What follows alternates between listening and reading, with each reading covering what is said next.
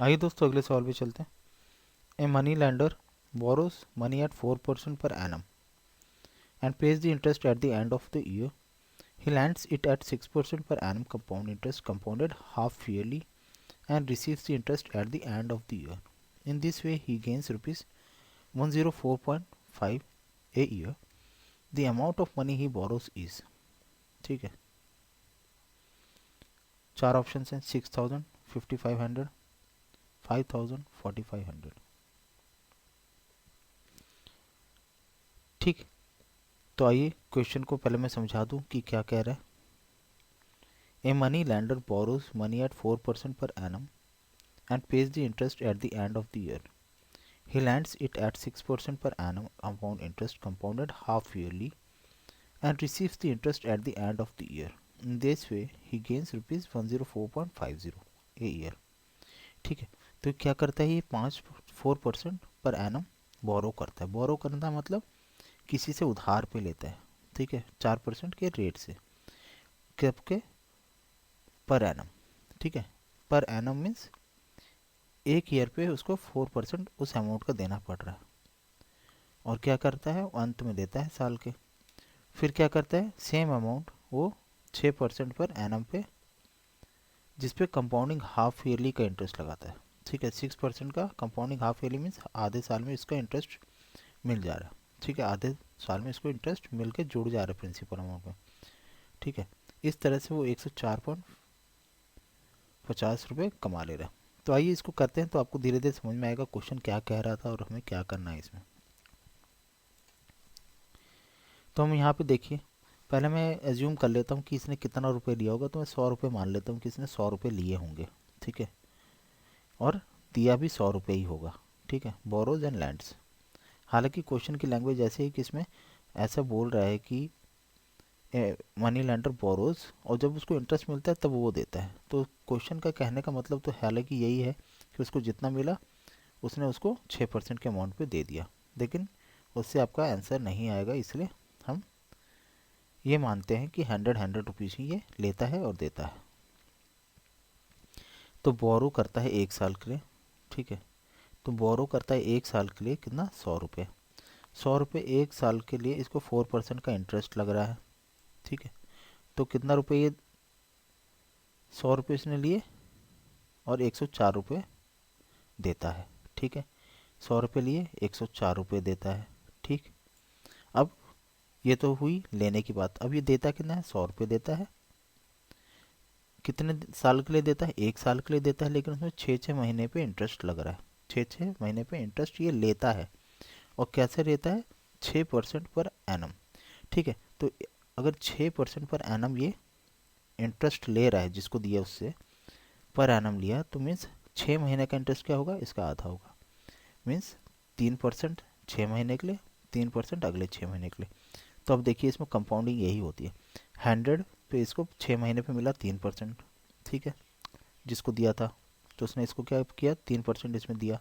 तो 100 के 3% कितना हुआ, 3, इस पर जुड़ गया तो 103 हो गया, ये जुड़ के 100 पे 3 रुपये जुड़े तो 103। और 6 महीने के लिए फिर इसको 3% जुड़ा, तो 103 का 3% कितना हुआ, 3.09। अब 3.09 इसमें ऐड हो गया प्रिंसिपल में, तो 106.09। अब आप देख सकते हैं कि 100 पे इसने 4% पर एनम पे लिया था और 104 रुपये दिया, और इसने हाफ ईयरली इंटरेस्ट पे किसी को दे दिया था 6% पर एनम पे। तो इसको कितना मिला, 106.09, ठीक है। अब इन दोनों का अंतर हमें देखना है कि कितना इसको फ़ायदा हुआ है, ठीक है। तो फ़ायदा कैसे निकलेगा, जितना इसको मिला और जितना इसने किसी को दे दिया जिससे इसने लिया था 4%। तो हम देखते हैं कितना अंतर है। तो ये हो गया इसका गेन। तो गेन देखिए इसका कितना है, ये amount 106.09 minus 104 is equal to 2.09, ठीक है। ये इसका इतने 2.09 रुपीज़ इसने कमाए। लेकिन यहाँ पे क्या बता रहा है क्वेश्चन में कि इसने कमाए तो 104.50 है ना, 104.50, ठीक है। और यहाँ पे हमारा आया 2.09। तो हम दोनों को इक्वेट कर लेते हैं और देखते हैं कि हमारा अंतर कितने का आ रहा है। तो आप देख सकते हैं कि 2.09 को अगर आप 50 से मल्टीप्लाई करेंगे, जो हमारा डिफरेंस आया गेन, हमारा जो मुनाफा आया है इस आदमी का आया है 2.09। हमें ये देखना है कि कितने में मल्टीप्लाई, कितना अमाउंट से मल्टीप्लाई करेंगे तो ये आएगा क्वेश्चन वाला अमाउंट। तो आप देख सकते हैं कि 50 से आप मल्टीप्लाई करेंगे तो हमारे पास ये आ जाएगा। अगर आपको ऐसे पता करना है कि कितना ये टाइम्स जा रहा है तो आपको इसको 2.09 से डिवाइड कर दीजिए, तो आपको पता चल जाएगा 50 टाइम्स है। ठीक है, 104.50 अपॉन 2.09, तो आपको ये 50 टाइम्स मिल जाएगा। मीन्स 2.09 में अगर 50 गुना किया आपने तो आपको ये अमाउंट आ जाएगा। तो हमें ये पता चल गया मल्टीप्लायर मीन्स कि हमें किस अमाउंट से हमें मल्टीप्लाई करना है, हमारे प्रिंसिपल अमाउंट जो हमने माना है। तो हमें 50 पता है कि 50 से मल्टीप्लाई करना है, तभी हमारी सारी वैल्यूज़ एग्जैक्ट हो जाएंगी। ठीक है, तो हम अब क्या करेंगे, 100 जो हमने एज्यूम किया था उसको हम 50 से मल्टीप्लाई कर देंगे, क्योंकि हमारा गेन भी है 50 टाइम्स करने पे ही क्वेश्चन वाली वैल्यू आ रही है। तो अब हमारा 5000 आ गया। अगर आप यहाँ पे 5000 डालेंगे तो हमारा डिफरेंस इन दोनों का अब कितना आ जाएगा, 104.50। तो ये हमारा 5000 सही आंसर है, ऑप्शन सी। ठीक है, एक तो ये मेथड हो गया।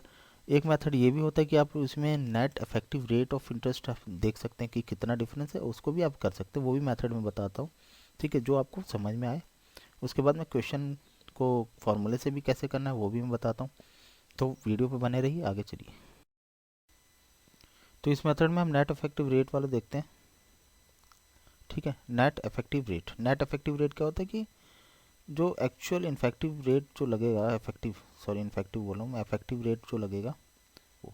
तो आप देख सकते हैं बोरो कर रहा है 4%। ठीक है, एक साल के लिए अगर आप, एक साल की बात हो रही तो इफेक्टिव रेट ऑफ इंटरेस्ट और 4% दिया है, और एक साल की बात कर रहा है तो ये सीधा आप 4% इसको मान सकते हैं। तो बोरो कर रहा है कितना, इफेक्टिव रेट ऑफ इंटरेस्ट कितना, 4%। मीन्स कोई भी वैल्यू होगी वो सीधा लास्ट में मिलेगी, आपको 4% मिलेगी। ठीक है, आप सीधा पहले वैल्यू को 4% निकाल देंगे तो आपको अंत में वही मिलेगा। लेकिन ऐसा नहीं होता कंपाउंडिंग में। ठीक है, यहाँ पे अगर आपको एक साल की बात कर रहे हैं 6%, लेकिन इसमें कंपाउंडिंग हाफ ईयरली हो रही है, तो आपका rate, effective rate of interest यहाँ चेंज हो जाता है। तो जहाँ पे लेंड्स कर रहा है, लेंड्स मीन्स उधार दे रहा है किसी को, वहाँ पे इसका effective rate of interest change हो जाएगा। आइए कैसे, इफेक्टिव रेट ऑफ इंटरेस्ट आपको निकालने का, आपको पता है कि अगर दो वैल्यूज़ दी हैं तो आप ये वाला फॉर्मूला यूज़ कर सकते हैं, A plus B plus A B upon 100। ऐसे नहीं कर सकते तो आप इनिशियल वैल्यू 100 मान के उसको 2 बार 3% लगा के निकाल सकते हैं। ठीक है, तो यहाँ पे आप देख सकते हैं 6% की बात हो रही है, कंपाउंडिंग हाफ ईयरली हो रही है, इसलिए हम इस वैल्यू को हाफ कर लेंगे 6% को। यहाँ पे देखिए rate of interest for half year कितना, 3%। तो हमें पूरे साल का निकालना है, तो 6 महीने का निकालना है। तो ए 3% यहाँ पे लिखेंगे हम, पहले 6 महीने की वैल्यू, फिर बी क्या होगा, दूसरे अगले 6 महीने की वैल्यू। तो 3 + 3 + 9/100। अब ये 9 कैसे आ गया, यहाँ पे देखिए ए बी लिखा हुआ है फॉर्मूले में। 3 × 3 क्या हो गया, 9/100। इसको फर्दर सॉल्व कर लीजिए, 3 + 3 कितना हो गया, 6, 9 क्या हो जाएगा, 0.09। इफेक्टिव रेट ऑफ इंटरेस्ट क्या आ गया, 6.09। तो हम परसेंटेज में देखते हैं कि रेट गेन कितना हुआ। ठीक है, तो अब देख सकते हैं गेन क्या हुआ, 6.09%। जब जिसको उधार दिया और जिससे उधार लिया था 4%, माइनस करेंगे तो कितना आया, 6.09 माइनस 4%। तो अब देख सकते हैं 2.09% का इसको फ़ायदा हुआ है। तो आपको ये समझने की बात है कि 2.09% ये किस चीज़ के है। ये 2.09 जो है, 2.09% ये प्रिंसिपल वैल्यू का होता है। तो हम सीधा इसको इक्वेट कर देते हैं इससे। ठीक है, ठीक है, गेन परसेंटेज हमें मिल गया है और यहाँ पे हमें दिया है गेन की वैल्यू कि कितना गेन हुआ है, हम दोनों को इक्वेट कर देते हैं। तो 2.09% गेन हुआ है 104.50।